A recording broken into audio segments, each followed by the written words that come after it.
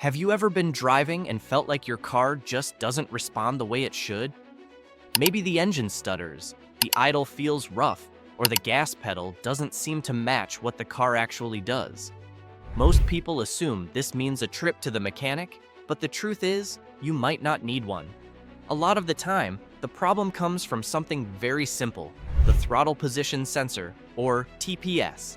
And the good news is, in most cases, you can fix it yourself at home in just a few minutes. No tools, no mechanic, no money spent. In this video, I'll explain what the TPS is, why it's so important, how to know when it needs a reset, and the exact step-by-step method to reset it in under 3 minutes. And make sure you stick around until the end, because I'll also share the biggest mistake people make after resetting the TPS that could undo everything. Let's jump right in.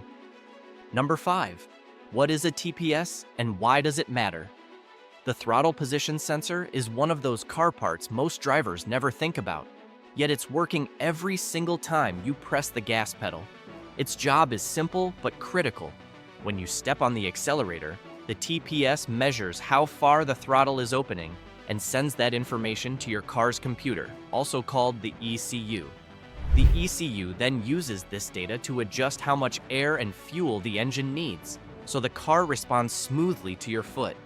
When the TPS is properly aligned, driving feels effortless. The car accelerates when you want it to, idles quietly when you stop, and everything works in harmony. But when it's not aligned, or worse, when it starts failing, the driving experience can become frustrating. A misaligned TPS can make your car feel like it's lagging, surging forward unexpectedly, or even stalling at the worst possible time. In short, it breaks the communication between your foot and the engine. That's why understanding the TPS matters. It's not just some tiny sensor hidden under the hood. It's the direct link between what you want the car to do and how the engine responds. If that link gets out of sync, you'll feel it immediately. Number 4. How to tell if your TPS needs a reset. Before you go ahead with a reset, it's important to know whether your car actually needs one. The TPS doesn't usually just stop working overnight. Instead, it slowly drifts out of alignment, and the signs start to show up little by little. One of the first symptoms is jerky acceleration. You press the gas gently, but instead of a smooth response, the car hesitates and then suddenly surges forward. Another common symptom is a high or unstable idle. You may notice the RPM needle bouncing up and down when you're parked, or the idle might sit unusually high, even though your foot is off the gas. A third sign is slow response. Imagine flooring the gas pedal, but feeling like the car is lazy, taking its time to actually speed up. That's often the TPS not communicating properly with the ECU. You might also see the dreaded check engine light on your dashboard. Many times, when scanned, it shows error codes related to the TPS, like P0120 through P0124. Finally, there's sudden stalling, especially when moving from park to drive or when slowing down at a red light. Now, here's the important part. These symptoms don't always mean the TPS is broken and needs replacement. In many cases, it just needs to be reset so it can properly relearn its position with the ECU. Doing this at home can save you a lot of time and money. Number 3, preparing for the reset. The great thing about resetting your TPS is that you don't need any tools at all. You don't need a scanner, a screwdriver, or even to open the hood in most cars.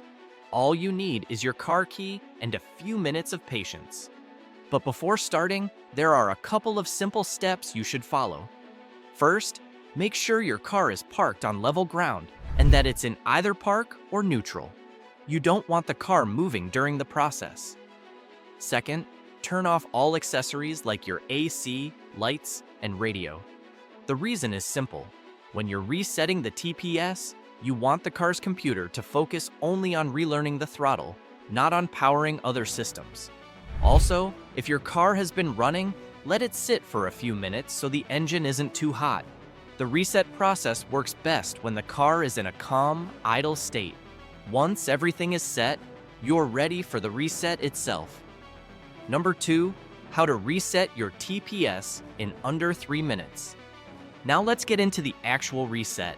This process works on most cars that use electronic throttle systems, but always check your car's manual just in case. Step 1. Insert your key into the ignition, but don't start the car. Turn it to the on position, where the dashboard lights up, but the engine isn't running. Leave it like this for about 3 seconds. This gives the ECU time to recognize the system. Step 2. Slowly press the gas pedal all the way down to the floor. Hold it there for about 2 to 3 seconds. This allows the ECU to record the full open throttle position. Step 3. Slowly release the gas pedal until it comes all the way back up. Again, wait for about 2 to 3 seconds. This records the closed throttle position. Step 4. Turn the key back to the off position and wait for about 5 seconds. Then, start the engine as normal. That's it. You've just reset your TPS. The ECU now knows exactly where the throttle starts and stops, which means your car should run smoother, accelerate more consistently, and idle properly again. And yes, all of that takes less than 3 minutes. Number 1, the biggest mistake after a TPS reset. Now before you drive off, there's one crucial thing you need to know. A lot of people reset their TPS and then immediately push their car hard, flooring the gas, speeding, or testing it aggressively. That's the biggest mistake you can make. After a reset, your ECU is essentially relearning how to communicate with the TPS. Think of it like teaching someone how to type on a new keyboard. It takes a little practice. If you push the car too hard right away, you might confuse the system again. Instead, take it easy for the first 10 to 15 minutes of driving. Keep your acceleration smooth and steady, avoid sudden stops, and let the ECU adjust. Within a short time, you'll notice the difference. The idle will smooth out, acceleration will feel natural, and that jerky behavior will be gone. If after a reset the symptoms still don't go away, then it's time to consider replacing the TPS itself. But in most cases, this quick reset solves the problem without costing you a penny. And there you have it, a simple 3-minute fix that can completely change the way your car drives. The throttle position sensor may be small, but when it's out of sync, it can make driving a daily frustration.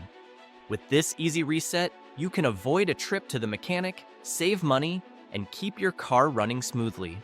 If this video helped you, make sure to hit that like button and subscribe for more simple, practical car tips. And let me know in the comments, did this reset work for your car, or did you have to go the extra mile and replace the TPS? I'd love to hear your experience. Thanks for watching, and I'll see you in the next one.